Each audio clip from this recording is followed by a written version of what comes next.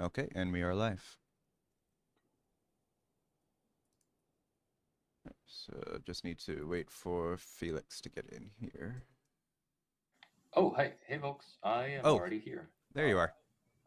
Yeah, you still had one of Yes. the randomly generated usernames. Oh, really? How do I change that?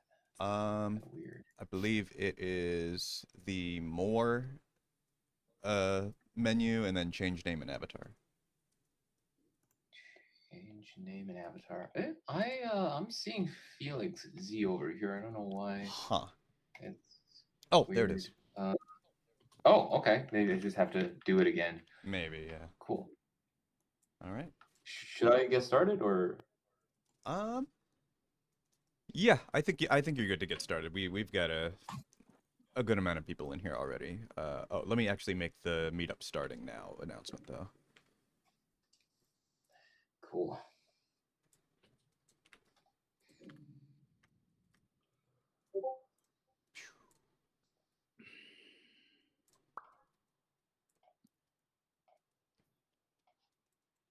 Okay, that's out. So, yeah, whenever you're ready, Felix. Sounds good. Give me just one quick second here. Sorry, just cleaning up a little bit of a mess on my desktop. No worries. Okay, I think we're good to go. Let me share my screen.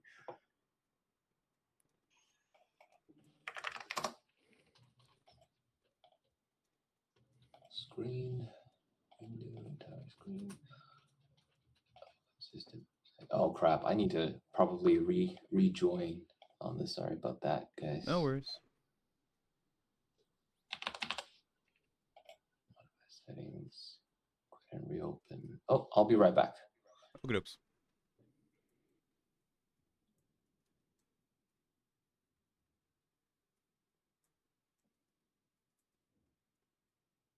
Hello, hello. Hey, Doug. Oh, Do you still upload the streams to YouTube at all? Yeah, I actually just caught up with the backlog earlier before the meeting started. I asked because YouTube has the what do you call it, Gemini summaries, and that makes it really nice. Oh yeah.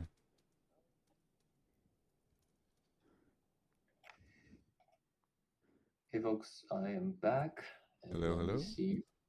I need to change my name again. Accept.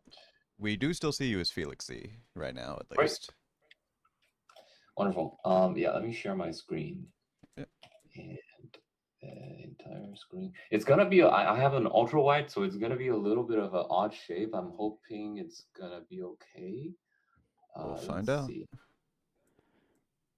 Share. Okay. How do I make it a little bit bigger? Oh, ooh. I grabbed that. I'm not like super Any familiar with frames this. in this room? pardon? Do you remember if there's any media frames in this room? I think we've been having to place them manually. Yeah, I think there technically is one at the spawn point over by the waterfall over. Do you have one of those ones that you can drop in? Yes. Just a second. All right, we'll give you a I am board to. struggling a little bit over here with this thing. Hey, What give us just a sec. The Imagineer is going to drop Okay. in a frame that you can anchor the screen into. There are 2 screens now.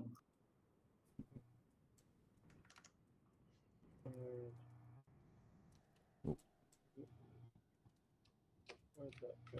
Here it is.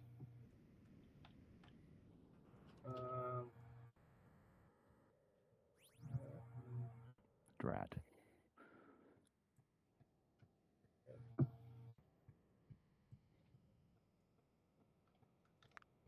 Oh.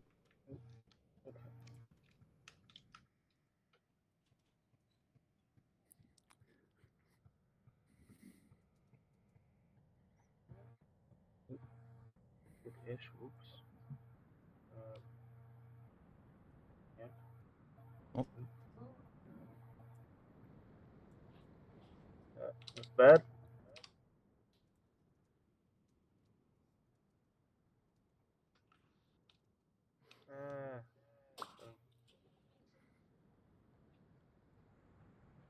Yeah, if there's a way to like, I thought there was a way to pin the media frame so that it could persist in the room. Because I swear we had that at one point.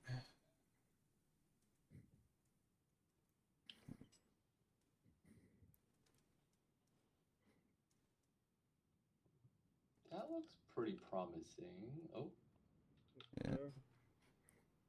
Just straighten it out a little bit, maybe. Oh, we talked about that a couple streams, a couple of meetups ago, I think. Oh. There was one that was in a weird place, like slightly under the ground or something. Yes. I mean, this can probably do. It's only there's a little bit of a tilt issue, but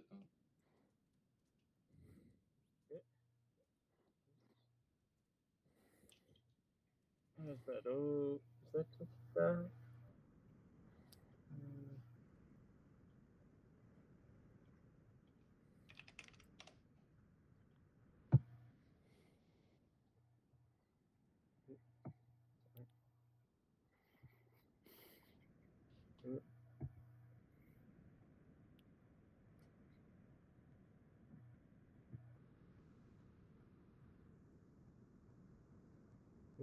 Hang on, someone's moving it.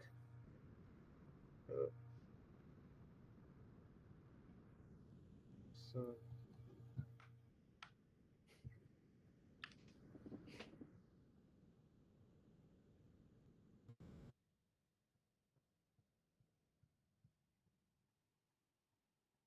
this is pretty good, I guess. I don't know.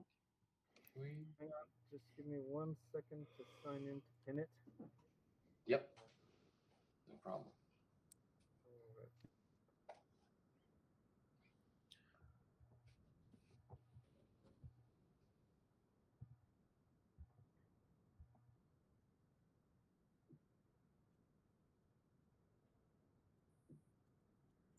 Can you scale it up a bit?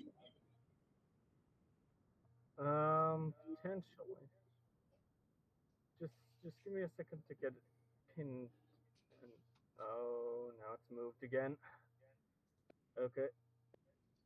We'll try and reconnect or remove it. I mean, I think it's okay if it's a little tilted, just as long as it's like big enough and above the ground.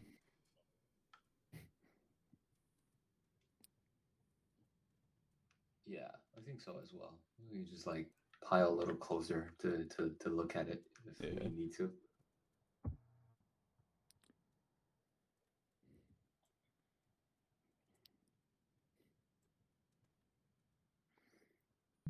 Good to go, or we need a second more. Yeah. Oh. Did I call out the frame? Well, I've got my own little copy. As long as everything is 24 point or larger, I can read it. Okay. Oh, and this is back. No, I want it to be backwards. No, this is this looks good. Not backwards. Okay. Yeah. Okay, nobody touch it. Okay, Yeah. let's. Yeah, so it's pinned now, so. Oh. Okay. At least the media frame is. Wait, hold on. That just became super small for me. It got displaced. I will put it back. Okay. Or. Yep. There it is. All right. There it is. Great. Cool. Well, let me stand over here. Thank you everybody for joining. My name is Felix. Some of you know me. Some of you. Software engineer at Meta, and I'm the tech lead for Immersive Web SDK. What is Immersive Web SDK? Well, it's a software development kit. Hey, whose mic is a little hot right now? Sorry. No worries. Cool. Yeah. I was just saying, immersive web SDK is a WebXR framework for that we build to help people build WebXR experiences quickly and yeah. And then this year, because of a lot of the development in the agentic AI space, we've added a lot of agentic tools to help developers build even faster. And what you're seeing on my screen right here is a personal series that I've been doing. So it is to show essentially like set a couple of rules for myself. Essentially, I want everything like these experiences are all done in one Cloud Code session, and it has to be under 2 hours. And I have some stop hooks set up so that it always records the entire transcript. For example, we would take a look at a chess thing. So this is the playable chess game. By the way, iwsdkadventures.dev if you wanted to take a look. So it's all playable right live right here. And here are some stats. 1 hour and 21 minutes to build this thing. 539 tool calls doesn't mean much, but yeah. So this is the preview page, and you have a conversation page. This is exactly the transcript that I have with Claude. Let me make this a little bit bigger. So it records. I believe this is the first thing I said. The first thing I did was enable plan mode. Felix, I hate to interrupt you. Can you describe what's currently on your screen? I'm worried that your thing might be frozen. Oh, I'm seeing a transcript of the. Wait, hold on. Let me see what. I say, Oh yeah, it is. I think I see your desktop right now. It is frozen somehow. I don't know why. Yeah, this one has been frozen for quite a bit. I think if Oh, you just stop screen share and then start it again, that should pick it back up. okay. I think there Sounds might have good. been a network blip earlier that might have done it. Yeah. Okay. Yeah. Hold on. How do I stop sharing? Okay. Stopped. Let me share again. Share screen. Window. No. Entire screen. Share. Okay. Now Okay. it has there's a new thing. Different. Yeah, so let's see, take this one out real quick. There we go. Okay. Chess. It says chess in the middle in the title. Yes. Kind of Sorry, little technical difficulty there. Yeah. So, sorry. I'll take it from the top then. So yeah, this thing, I can see this. This is live, right? Yes, Yeah. this is Yeah. live now. So I think so. yeah, IWSDK Adventures is IWSDK Adventures.dev is a personal series I'm doing. So basically, these are applications that I spend some time building with Cloud Code every week. They have to be under 2 hours. They have to be one session, and so over here, you have a playable application. It's the preview page, and you can also go over here to the conversation tab to see exactly how this was made. So this is the first thing I said was enable plan mode, and then yeah, you can see our entire conversation history here, and like what kind of a skill is used, what kind of files are read, and the tool calls as well, which is the interesting part, right? Like so, for example, over here, it reloaded the browser, read some console logs, and it would use the ECS to find some entities and stuff like that. So yeah, it's the full transcript over here, and it collapsed all. You can also see like there are a lot of checkpoints that it has taken. So basically, well, this is at some point. I think I was asking it to adjust like the 2D layout, 2D page layout, or something like this. So it was doing something like that, and it was taking screenshots to verify by itself. Yeah, so that's the whole premise of this thing. And so I thought it would be an interesting experiment if I did my third entry here today live. We'll see how long it will take. We don't have to do the whole thing, but I just wanted to use this as an opportunity to show you what we have got in terms of agentic tooling. Okay, so over here, I have pre-workshopped a game idea with ChatGPT. So essentially, it was like I don't know if folks remember we once did this thing called target practice. It was like a WebXR. It's like a 3JS application, a very simple boilerplate. I wanted to recreate this, but make it a little more fun. So the idea is that you have 20 bullets, and then you have like two types of guns, one manual, one automatic, and then you can shoot the target. After you shoot all the 20 bullets, it comes back, and you can see how much you scored.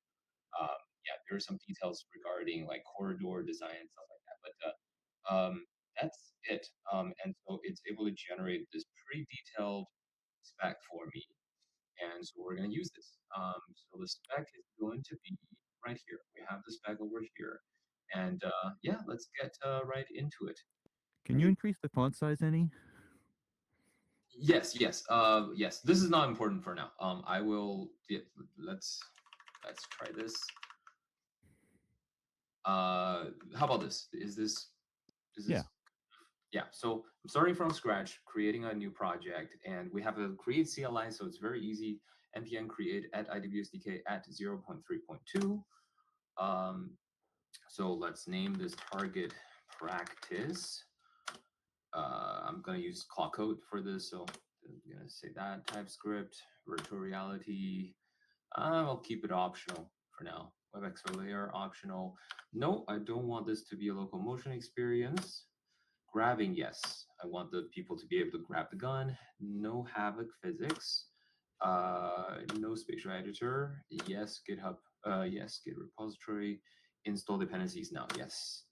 And so it is going to, yeah, it's already created the folder. Now it's installing dependencies.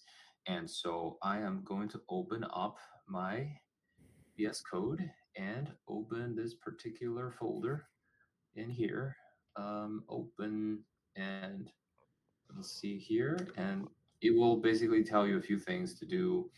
The npx command here, this is one of the agentic tools I'm going to tell you about. So essentially, this is a API reference thing, and it downloads some assets so that it can do, it basically knows exactly like everything about IWSDK. So let me create a terminal. Wait, hold on. Turn over here. So I'll paste this in here. It should take about a second to do. Okay, done. And then npm run dev so that we start this thing. Oh. Yeah. So this is the. Sorry, screen just disappeared on my end. Whoops. That's. I see it. I think it fell out. Okay. This is yours. Let me grab that. Wait, is it my bad or what happened? I'm not sure exactly what happened on that one. Here, let me. It's not impossible. I did that. All right. Yes. Grabbing it from the void.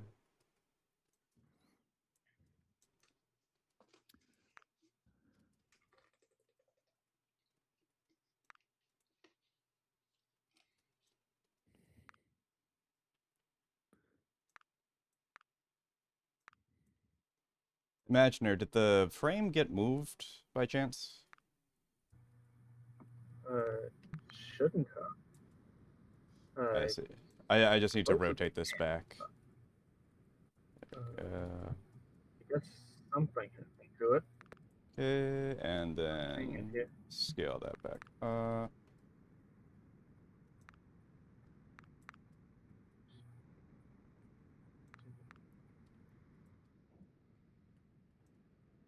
Oh yeah, it rotated somehow.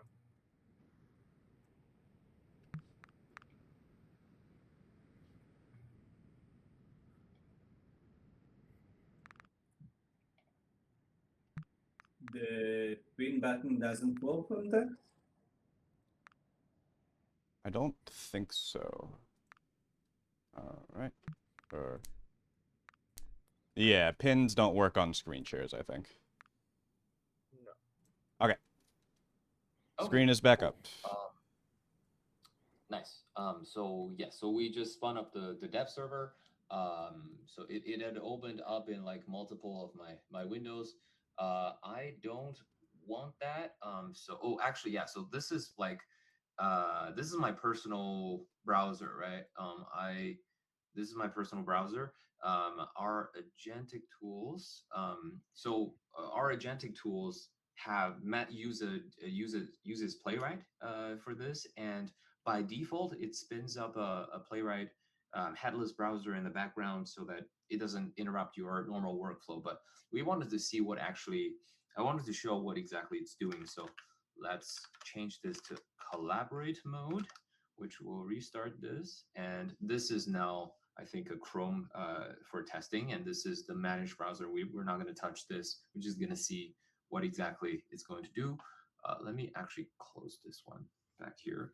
And there it is. And okay, so now we're all good to go. Next thing I do is I drag one over here and I start Claude. I'm gonna do this because I'm gonna do some talking while this happens, and it's generally safe, but I'm not promoting this. Didn't release big permissions. I think this is good. And yeah, before we start, the final thing is that we need to drag this back in here, and let me put this back here.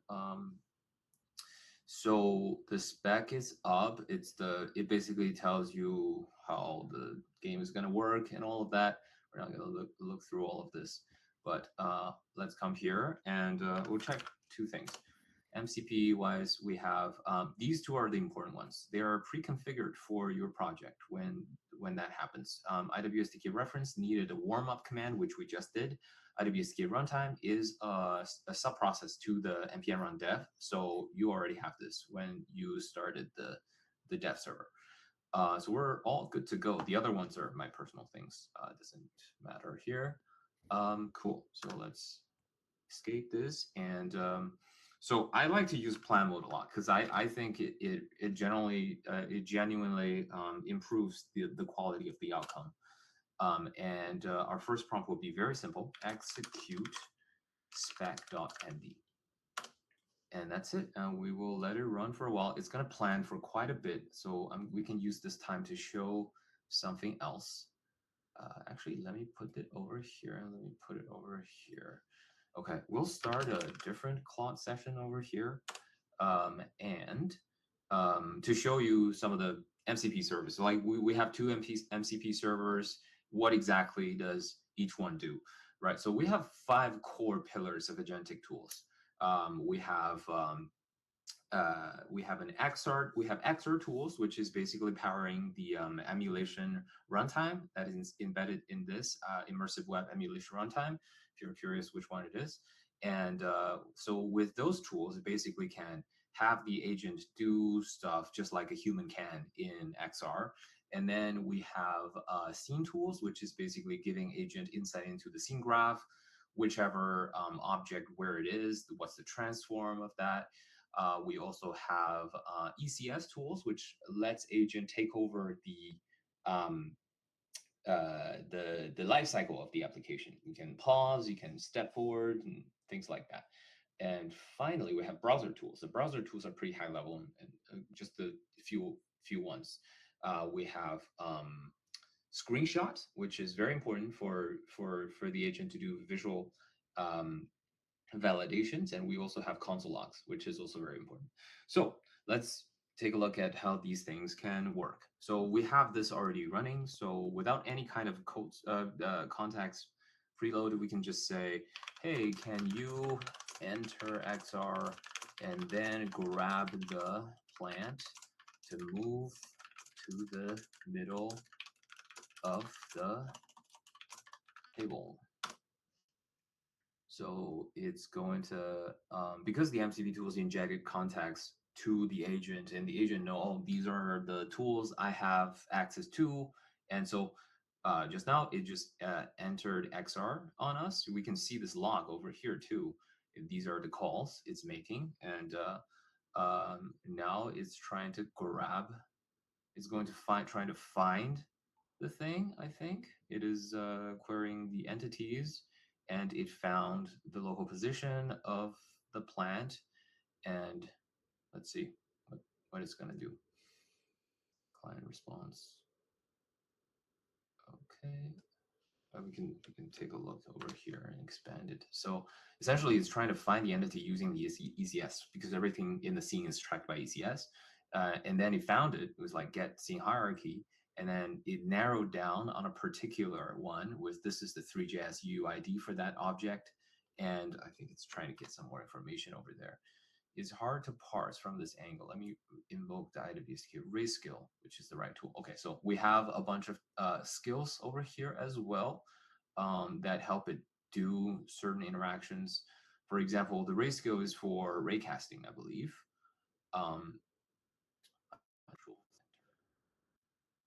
Okay, so it's trying to decide where it's going to try to land the particular plant. It could take quite a little bit of time. So we can say something like, hey, don't need to be precise. Just move it.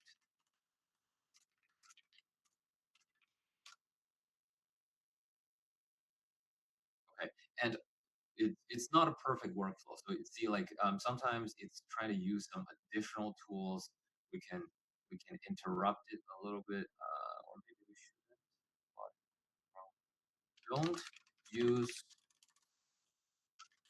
the Claude in Chrome tool. Okay, never mind. Times it figures it out. So now it's actually locating the plant, and see, yeah. So it did that thing. Yeah, it figured everything out. So what you just saw, actually, this is pretty interesting. Pretty interesting.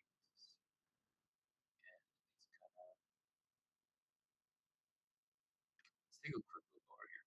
So essentially, it used XR lookat to aim the controller at the plant, and then it used the still XR tools to set I think it's the trigger, and then it animated the controller to the left, and then it let go on the controller, and finally, it's checking whether the transform of this particular planter has changed, and it is able to do that. And finally, it took a browser screenshot to make sure things are correct. So we're seeing three things here. So we're seeing XR tools, we're seeing ECS tools, and we're seeing browser tools. Now, I think if we scroll a little bit up, we have scene tools as well. I guess maybe not here specifically, but just now you remember like we have like it was able to find a UUID.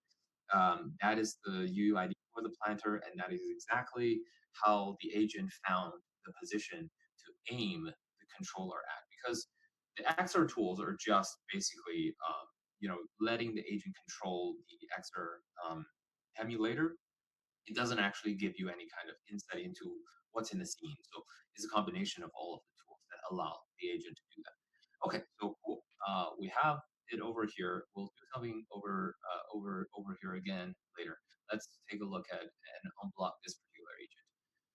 So it's asking, hey, gunshot sound feedback. We don't have anything super fancy here. So we have like a chime.mt3, which is pretty bad, but we'll just use it. And reset and held weapon. Reset behavior when a weapon is held during restart. What should happen to a weapon currently? And force release and return counter.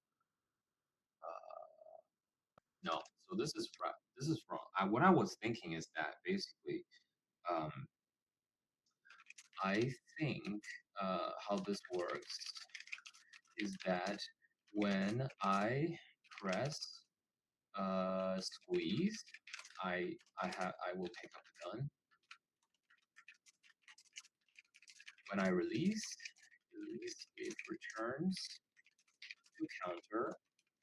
But when I have a gun in my hand, my squeeze is pressed, and I won't be able to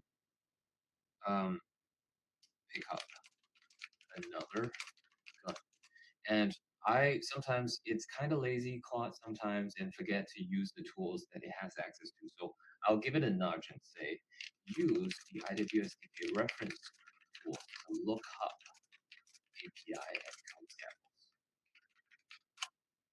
and answers.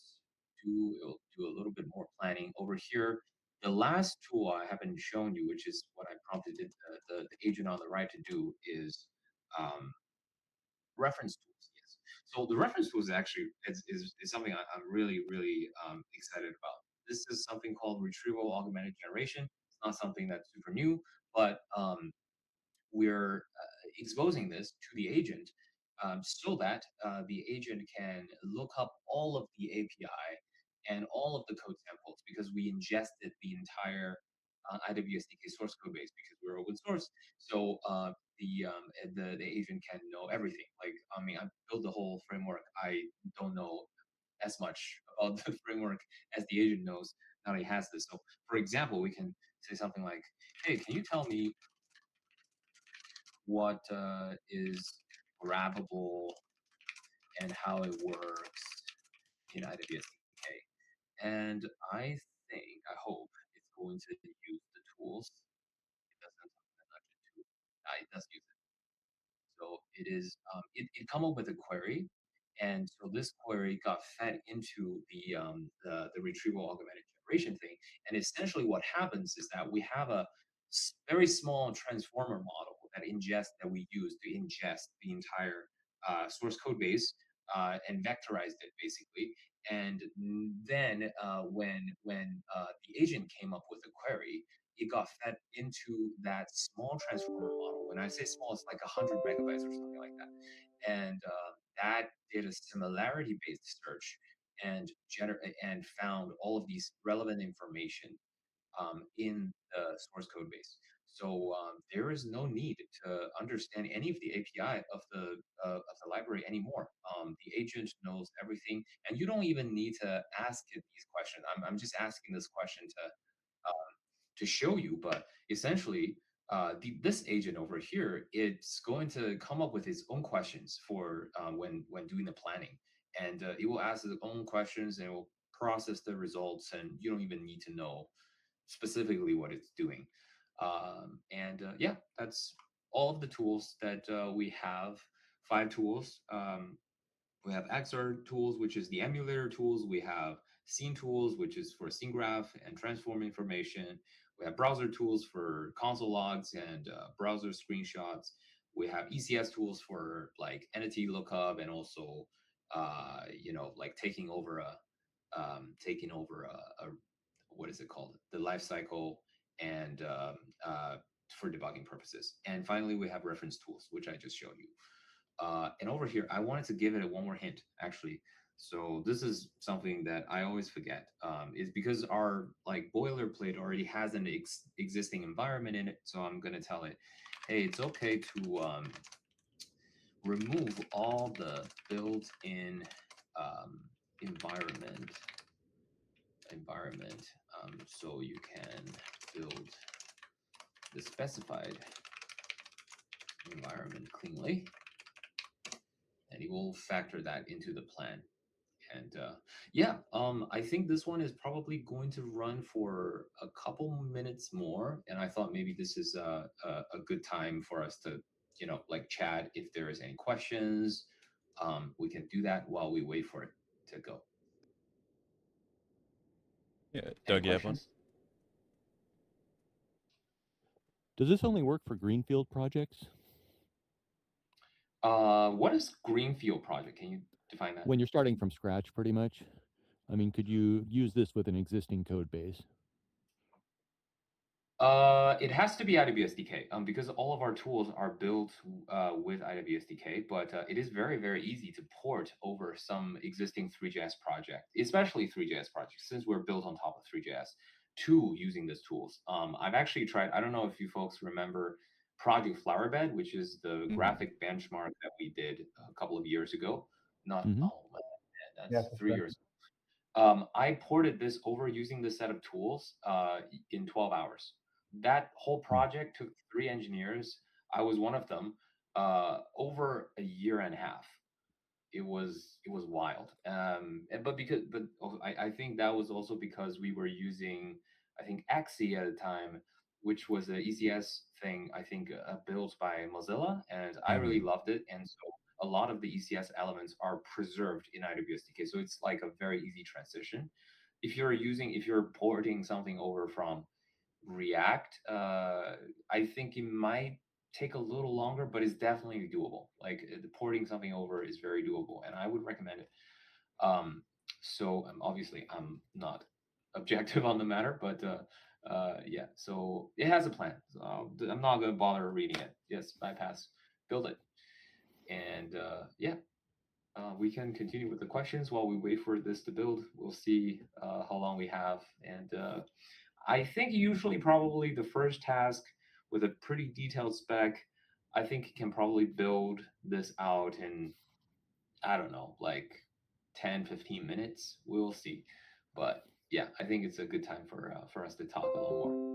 You were showing Claude like doing the manipulation like in world from the like emulated controls. Does it need to spin for like each interaction, or could it theoretically like make a plan to like batch a few moves in advance, like look at and then move and then pick up or something like that?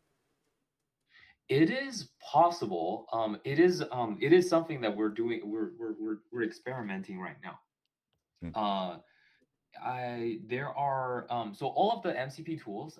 By the way, like this is we're working to move this onto something like Replit, and we're moving this to like Cloudco Cloud and stuff like that, so that you don't have to have like a local setup. You can literally go to a web page and do this all in a cloud environment. So we're enabling all of the MCP tools to be exposed via CLI, and this is actually a really interesting finding. It's like once it's because MCP tool calls, I think like in the agent harness, they're not supposed to like batch tool calls, right? But then once we expose this on CLI, I'm seeing a tendency by the agents to actually, because it's just CLI calls, so you can like write a batch script and then batch a bunch of those things. They are doing that, and so it's technically possible right now. But you can batch a few things together, but then I feel like a lot of the times you need to take another screenshot in the middle to process what's currently happening and then to plot your next move, right? So, Mm-hmm. yes, technically, but it's still limited by the reasoning loop by the agent. Yeah. So I guess basically it's as long as the task that you're trying to test is not like real time sensitive, then it can be a good use case. Yeah, yeah, that's a really good point, by the way. Because like for more complicated interactions, like for example, throwing something, right? Yeah. You definitely need to batch things together because motion, it's a set of motion. Like move, animate your controller over there, and then you need to immediately let go. You can't wait. Like the agent was like, "Oh, let me animate my hand over there," and then spins for like 5 seconds, and then let go, and then there's no momentum left anymore. Yeah. So batching is very useful there, but we also, for these kind of situations, we also enabled uh, the ECS tools can also solve the same kind of problem because essentially you're like, well, the agent is going to take forever to do something like this. So what's another way to actually make sure the agent doesn't miss something in a continuous movement?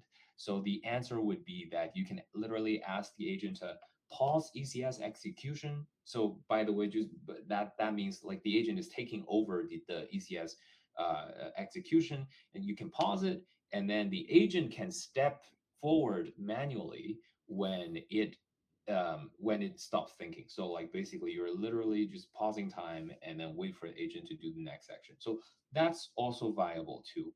Um, to be honest, I find the ECS execution thing a little bit more useful because we also have ECS diffing tools. So you can use that to like diff a state.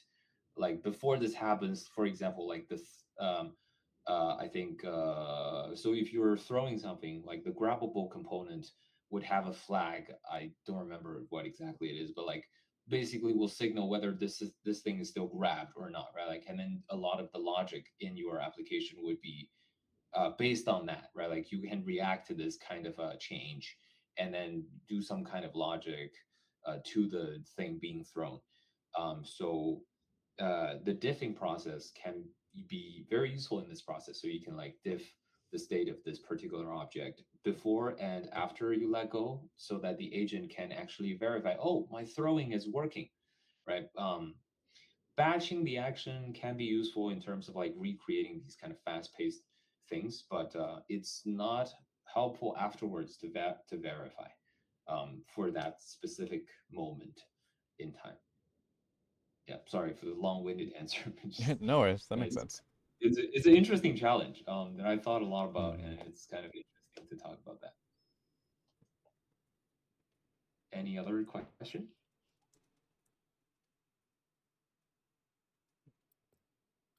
I think it's almost done, by the way. Oh, yeah, it's almost done. So let's that's exciting. Let's see what it's gonna do.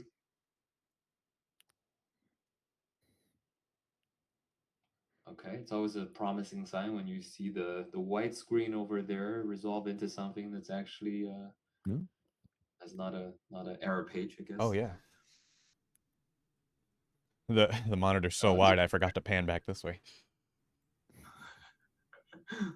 Yeah, I mean, I love it. It's like I picked it up like last year, or I think it's the year before, during Black Friday or something like this. There was a deal going on. But then I love it when using it, but then every time there's a meeting and I need to like share a portion of my screen, that becomes a headache because I can't share just one window, because I need to show the browser window as well, and then it just like so, and then it's got to like squish like an ultra wide like thing into the regular video. Yeah, but I love it. I mean, this has been. I used to have like multiple monitors, and that's it. No more. This is great, and I like to do a little bit of racing on the side as well. So this is also, yeah. You know what they call the ultra wide users in the community? People that have ascended. Oh, really? When you have an ultra on Reddit, it's called the ultra wide master race, and whoever got their new ultra wide, they show nice pictures of how they have ascended. Nice. I have unknowingly ascended. Nice. There you go. Okay, so now it's trying to test it. Well, this panel is kind of in the way, so we can tell that the panel is in the way. See and shoot the target.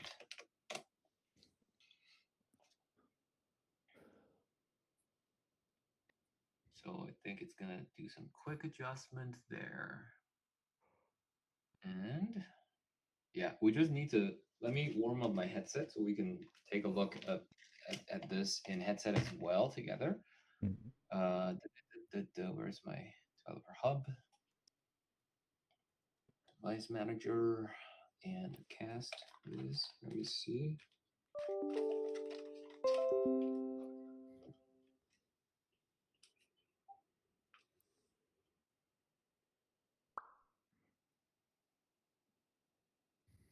Okay. Let me cast.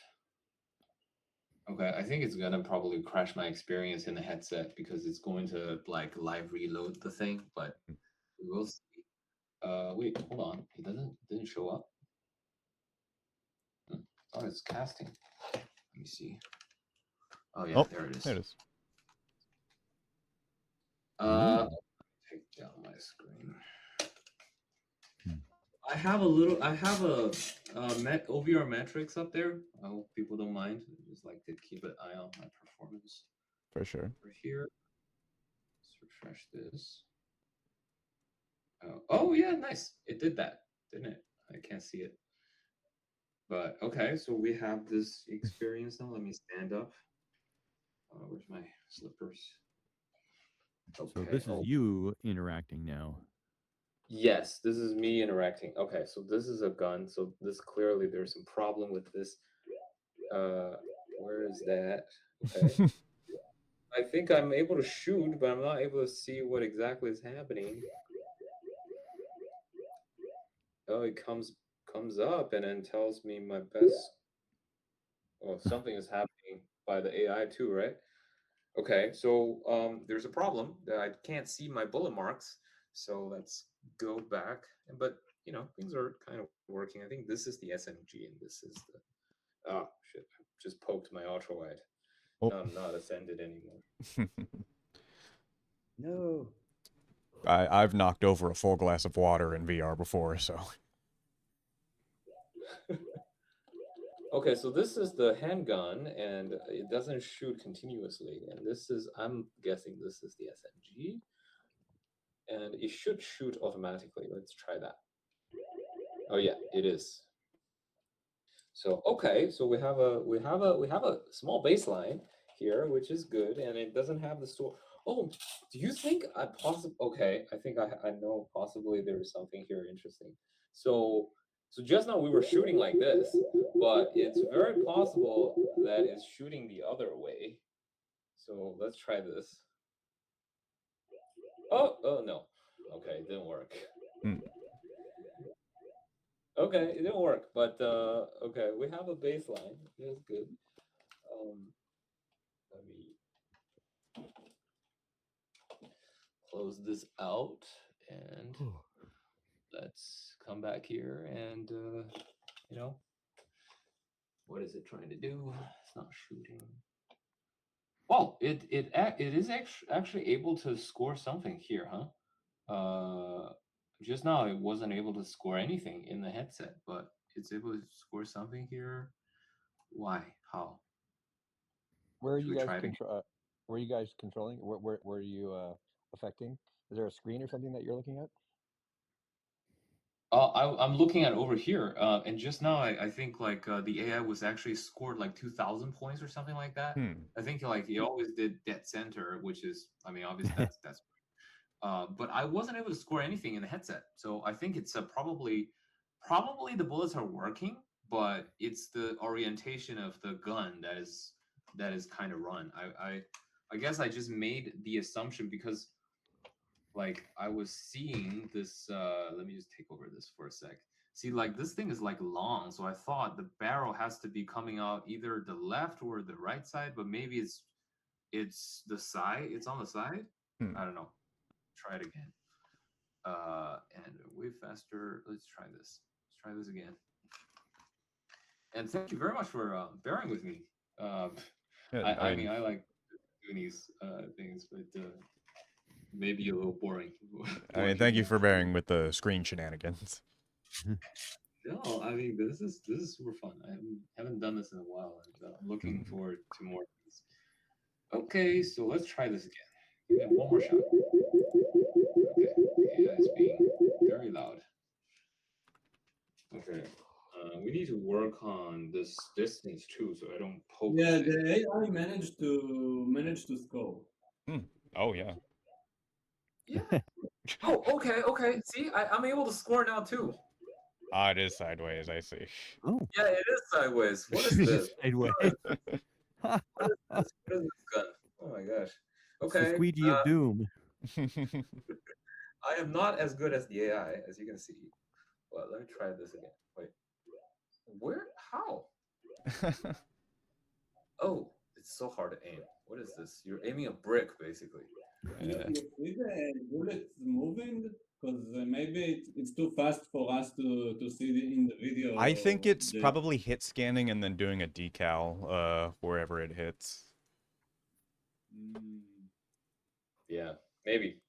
Well, things to fix for sure. Let me try this one just to make sure that this brick can shoot too. Okay, maybe not. Oh, it's refreshing my page now, I think. Okay, I crashed. Yeah. Anyways, I just wanted to show this, and let me turn this sound down on this one. It's so loud.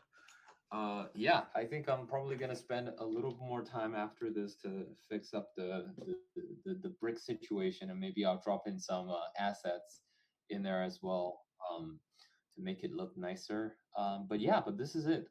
So I wanted to show basically how long has it hacked? 22 minutes.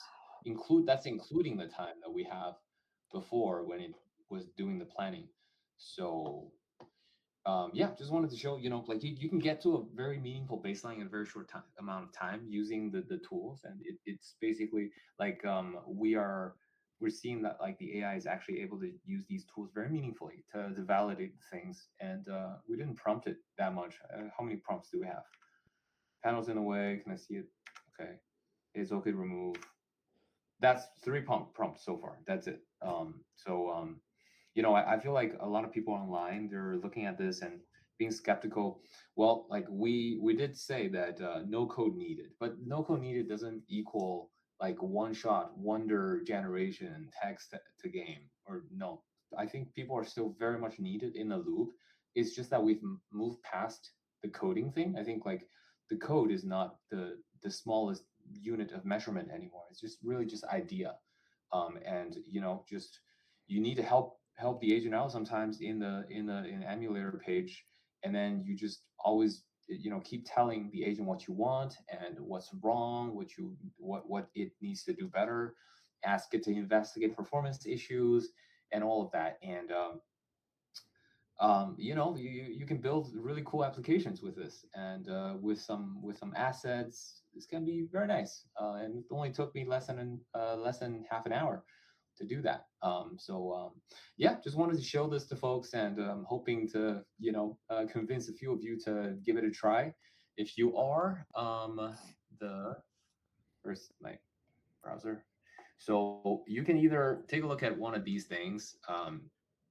And you know, use this as a baseline to start trying something, or you can just go to ipsdk.dev. We have our whole documentation here, and you can go to the AI page. It specifically tells you what exact, like most of the things I said just now is covered on our documentation page. And yeah, that's all I have. Thank you. Do I need to use a paid version of Claude to get this to work? Yes, you do need to use. I actually I don't know if you have if Claude has a free tier. Claude Code has a free tier, but it's not just Claude though. If you're using Cursor, if you're using Codex,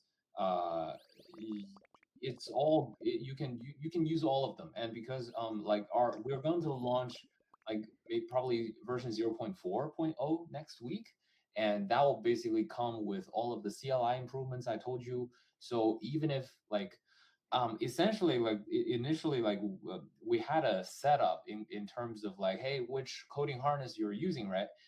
It just generated this like MCP config thing for like this is for Claude. This is kind of annoying because all of these coding harnesses, they have different formats. So that's the annoying part.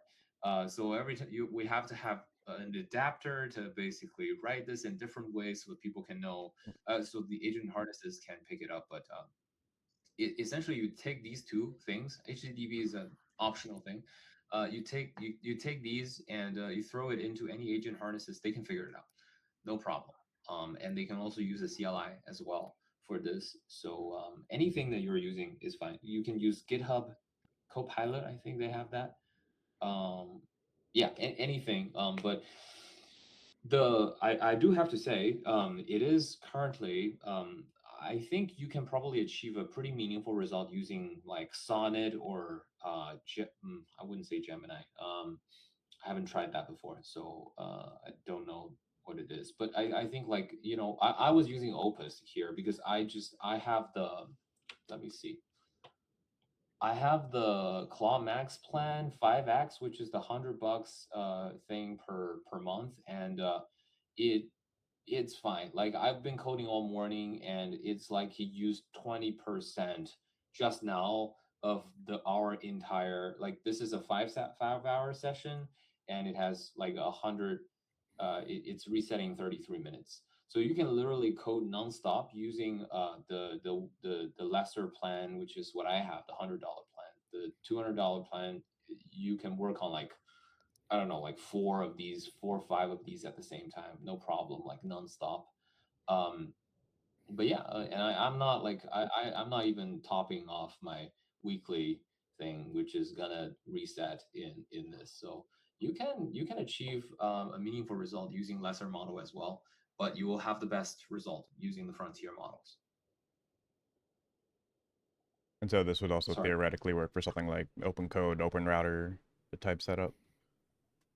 Yes, open code is something I'm looking to add support to as well. But you can already use it today. It's just like you can open it in open code and then say, hey, I have this thing. You can choose like clock code or something like that. You can say, hey, I have this configuration for a clock code. Can you look up open code documentation and adapt the MCP configuration so that open code can pick it up? And then you will do that, and then you have to, like, I think, stop the session and then restart it again so that you can automatically pick up the new configuration and you're good to go. Gotcha. I have to say though, I'm really loving Cursor recently. I think the Cursor plan mode is getting better and better, and Cursor's phenomenal. yeah, it's great, and it's kind of, I have friends working at OpenAI, and they're like trying to convert me to use codecs and stuff like that. And I think the GPT models are great, but the GPT models are so much better in Cursor than in codecs, which is kind of fun. But yeah, Got a Cursor. question in chat for you, Felix. Oh, let me see that. The nice thing about Cursor too is you can manage files with other people as well. So if you do Claude sessions, people can join and see what you've done, and then you can pull back and forth based on any updates that you've done. It's kind of neat. Yeah, 100%. Does IWSTK have the potential to replace R3F in an app? I would say technically yes. But it's I think it's a different kind of philosophy in terms of like I think R3F is much more reactive, which I guess it makes sense. It's React. And this thing is more activated. It's closer to a game engine, right? Like, so if you think about ECS, what is it being used? I mean, it's very close to, say, Unity has this thing called dots, which is exactly what we have. Very, very, very similar concepts, but it's also much closer to model behavior than something that's more traditional web development like React, right? But React is more reactive, so you have more, maybe I would say it's better if you have a lot of UIs and you wanted to, really just react to events instead of like doing these kind of continuous interactions and more complicated game logic and all of that. If you're developing for games or things that have a lot of dynamic behavior, I would say AWS is the clear winner. But then if you wanted to do something that is maybe less gamey, and maybe um, like more panel apps kind of deal with a little bit of 3D, I would say R3F is great. And I don't know if you're talking about like R3F, like React 3XR with R3F, done by Bila, I believe. That is phenomenal library as well. And I chat with Bila every day. Like he's actually a really big contributor to IWSDK as well. We had him last year for Connect, and we're using the same rendering, like UI rendering under the hood as React. So if you're wanting to port something over from React, you can do it like losslessly. It's using UIKit underneath, and yeah, it's all the same technology. And you mentioned you're doing your IWSDK adventures for the whole month, yeah? I am hoping to do it like until I run out of ideas. I see. So I've been doing it every week. Actually, I started it last week, and then it's so fun. I like just do these for my hobby. Work got really busy, so I don't have time to do like long form kind of things. But like every week I spend 2 hours, hack out something pretty fun, and publish it. It's a good time. So I've just been doing this, and yeah, I hope I'm able to keep it up weekly for a long time, but we'll see. And also, folks, like if you're, I haven't built out this part of the website yet, but like if you're interested to share your experience and journey with IWSDK, I'm happy to have you contribute something here too.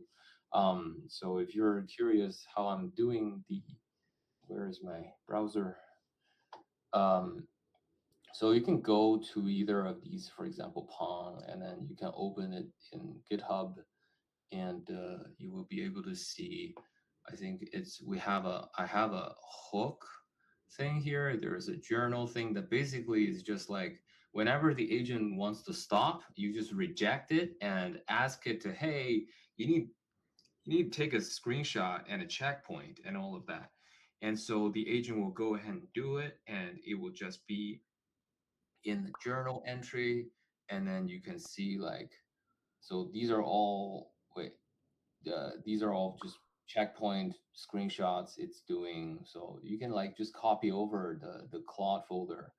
I think that's the hook thing. And then there's the in settings.json, I set it up as a stop hook, and that's it. You can document your own stuff, whether you want to share it or you wanted to look at it later and see if there's areas that you can optimize and all of that. That's all good. And oh yeah, I forgot to mention. So for each of these things, I also have this site also has like the robot txt, and then there is a sitemap for agents as well. But it's very different from what we're seeing here. The edge for agent, it's usually for each entry they only see this. So this is like distilled lessons from all of the build processes.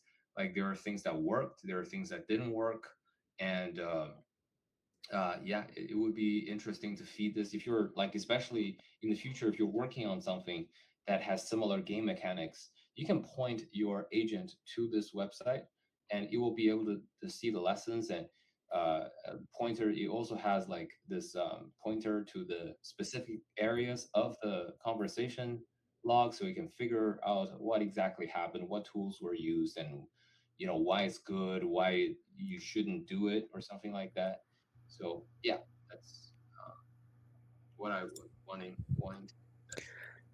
this. I'm sold like on using this for prototypes, but I'm very afraid to use this like for a long-term project. Like, how hard will it be to maintain a project like that? Sorry, say it again. Like you're afraid that we're not gonna keep maintaining this project? No. Like if I'll use IWSDK with agents, and then like in some place during the work, like if I wanted to be like a big project and not just like a game jam project or something like that, maintaining the project over lots of months or years, I wonder how it will be like to maintain a game that was made with this.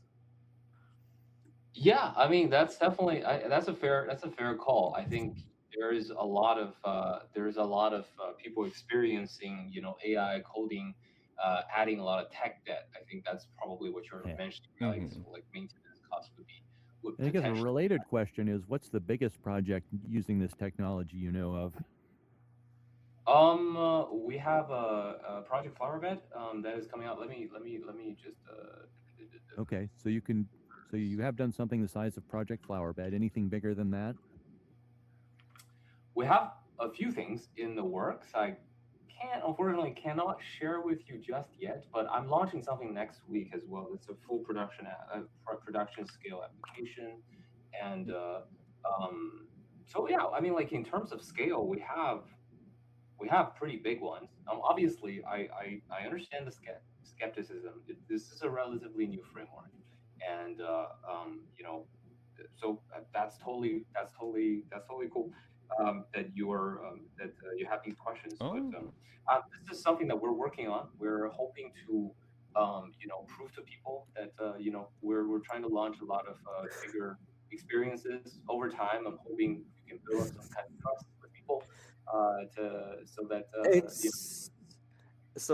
it's less than skepticism. It's more like I can't think of a way to maintain those kind of projects. I'm sure there is a way to do it. Just I can't see it right now because it's new to me. Well, what do you mean? Like, what specific areas of the maintenance of the project that you cannot fathom? Like today with large projects, like during my work over the years, I got to, like, some of the time starting new projects that are still running 10 years later, and on other cases I joined groups that are working on projects that are, in the works for years now. And I saw some methodologies on how to enter such code, on or how to maintain a large code base, etc., etc. And I'm not sure how you do it with agents or with AI.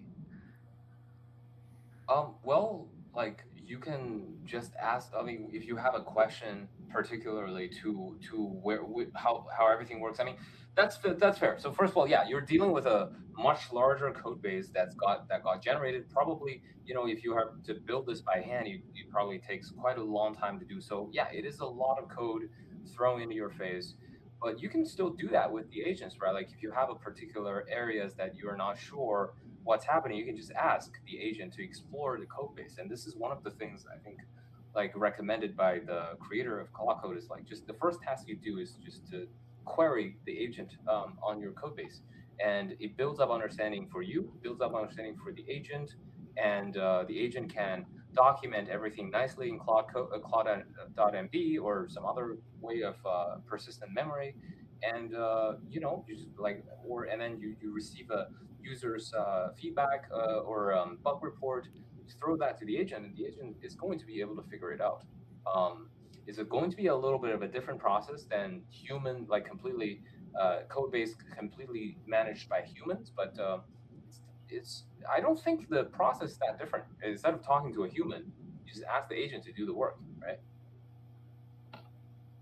I think one of the big concerns with like those is just the if at some point the code base becomes, so dense, it's been worked on by agents for so long that if there is then an issue that the agents aren't able to resolve at that point, then a person coming in who maybe doesn't have the like architectural intuitions of the code base built up is gonna have like a bad time. Basically, I think is the concern.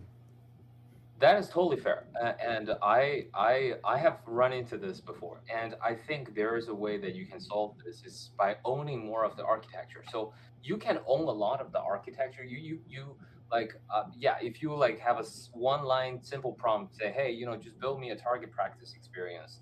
The agent will build something. It will plan something out, and it will build something, and then you will have zero insight into how this thing works, and that is terrible. That is terrifying because yeah, you don't have enough of these understanding of this, and so things could be very suboptimal in a lot of different ways, and you don't know about it. But yeah, before you start this, you can brainstorm with the agent, or you don't doesn't have to be Claude. You can write up an architecture document. You can co-work with an agent, or you can write it yourself completely and then use that as a spec to ask the agent to build it exactly this way, right? I think the agent is able to do a lot, but you can do more, right? You can take an ownership of the architecture instead of like doing a one-shot prompt generation of something that you are not familiar with. So you can choose to take a bigger ownership stance in terms of the architecture upfront, and it's just the little details that the agents need to figure out, and it will keep the code base clean and maintainable. And also, we have this thing called Project Code Reviewer. It bakes into a lot of the best practices and how you, if you are writing this yourself, would like the code base to appear. And so you can very easily set up a stop hook, just like how I was setting up the stop hook for like documenting the journal, forcing the agent to use this code review guideline to review the code and then refactor it to so that it looks exactly like how you would write it every time. And I would highly recommend that. Yeah, it's totally, yeah, it's definitely a valid concern, but I think there are ways to mitigate this.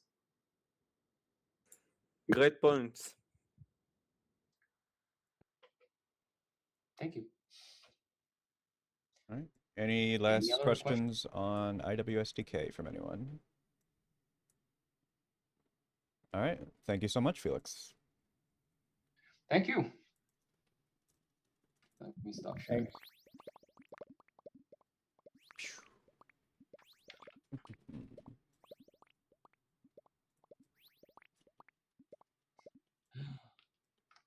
Thank you, guys.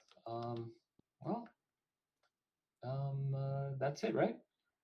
Yeah. At this point, no one else was up on the docket for a presentation or anything, so we're just kind of milling around now. Cool. All right. Thank you very much for having me. Heading to lunch now. Bye.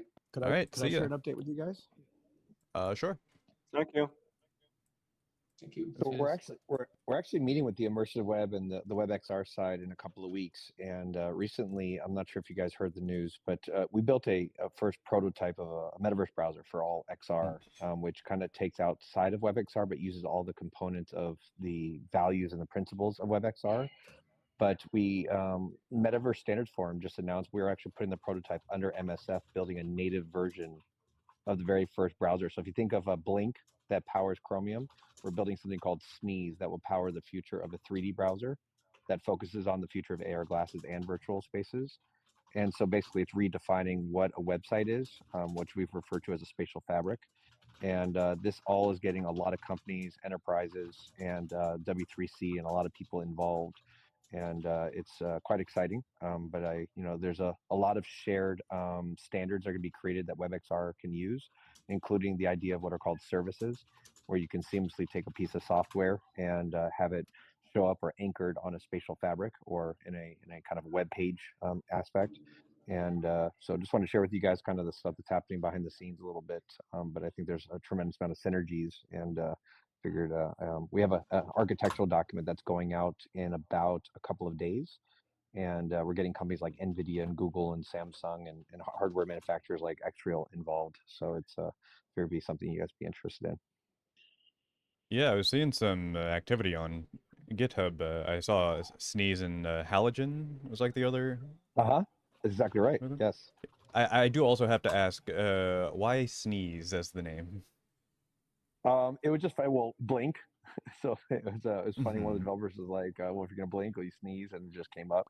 Really, nothing more behind that. Something just more fun. And I see. I was wondering if there was like a tissue fabric connection there. You know what? No, but that's kind of funny that you draw the thing. That's kind of interesting, actually. So it's but I guess that's what makes it fun about naming these things. There's no rhyme or reason sometimes, other than just kind of taking on the same feelings that other people have done with Blink, which I think kind of funny. But we have Filament. We actually already have a working prototype, which we're going to start sharing very quickly. We're using Filament. So actually, there's a lot of standards from the Kronos group that we're using, including Inari. So the whole purpose of building Sneeze is that it becomes renderer agnostic, and it becomes shader agnostic, becomes literally every layer agnostic, where a browser can take on Sneeze, attach their own renderer, and connect to any spatial fabric built by anyone in the world in any enterprise. And so it really creates the standards needed.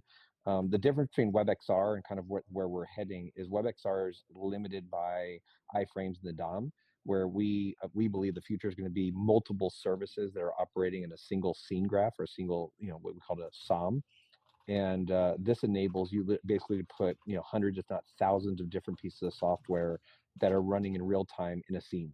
And you don't have to install anything. You just go near it and you instantly connect to it, whether that's a movie, a chessboard, a printing press, or warehousing software, or a cardiac a heart monitor thing in a hospital room. These services will be explorable and anchored on spatial fabrics and instantly connect with no installs whatsoever. And so I believe you guys would think it just takes a lot of the hard work of WebXR and other kind of platforms that try to take the max out of the current web stack and take it to another level where you're getting rendering closer to like Unity and Unreal level. We're using Filament right now, and which we believe is going to take it to a whole nother level from a visual standpoint. And it's obviously agnostic, so we can add any rendering engine later on as well. Interesting. But if any of you guys are interested, happy to share more. Like I said, reach out to me on Discord, and we have architectural documents going up. But we have a huge amount of meetings. It's free to join. I don't know if any of you guys are members of the Metaverse Standards Forum. It's free to join, but this project will also be being done in the open at omb.wiki.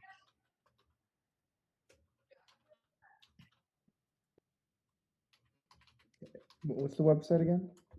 It's omb.wiki. And you can also go to rp1.com. We have a WebXR version of how you can inject different services. I think I've taken you guys on a tour before. I haven't shown you the AR side of things yet, but it's quite massive. And eventually, you're basically going to have the ability for AR glasses to just walk around and connect to anyone. Like your house will have its own spatial fabric. And on your house, you'll have services from Samsung that control your washer and dryer.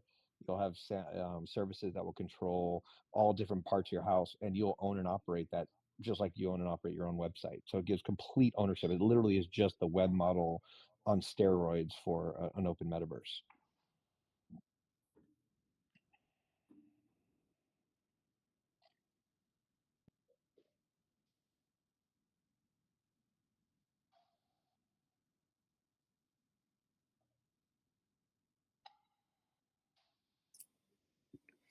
Cool. I like that, the Panther. No, it just reminds me lots of old projects and tests from the past 10 years. Like what? I used to work in a company named Resonai, Yeah. and then with mobile AR, we had like IoT, controlling IoT using AR in the office. So you can go to every place in the office, and if you want to shut down the AC or lights or other smart devices, we could control everything using AR in the phone. So I think the hard thing about when I explain what we're doing is we're not reinventing what AR is or what VR is or these Sure. experiences. We're building the first set of open standards that enable you not to be stuck in any closed ecosystem. So by Kronos Group and the Metaverse Standards getting it's going to be similar to how when you build a website and you do plugins and services for the current web ecosystem, you know it's going to work, right? You don't have to worry about projects going away. Exactly. And so we're doing this in an open forum where we have literally the largest standards forums getting involved, where they're backing not only this project, but it's going to be built fully under that umbrella, not under a company. And so therefore now enterprises that want to build full on AR experiences have the ability to do so and not worry about their headsets like a HoloLens going away. So this will invite the entire, like every enterprise. Like we've already had meetings with some of the biggest airports in the world, and they've been waiting to move from web infrastructure to spatial infrastructure, but they have to own their data. They have to own their own servers.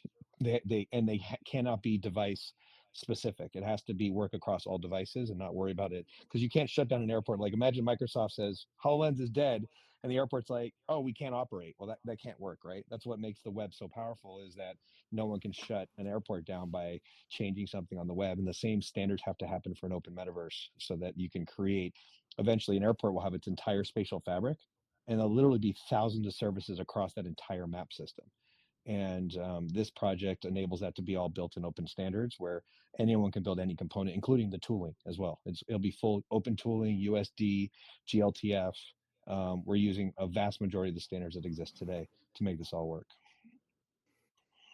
Yeah, like data wise, like it is an operation, but I can see how it works data wise. Rendering wise, I wonder. I really want to see it. I really want to see how it would work, because rendering, for like if you define specific materials, it's one thing, but once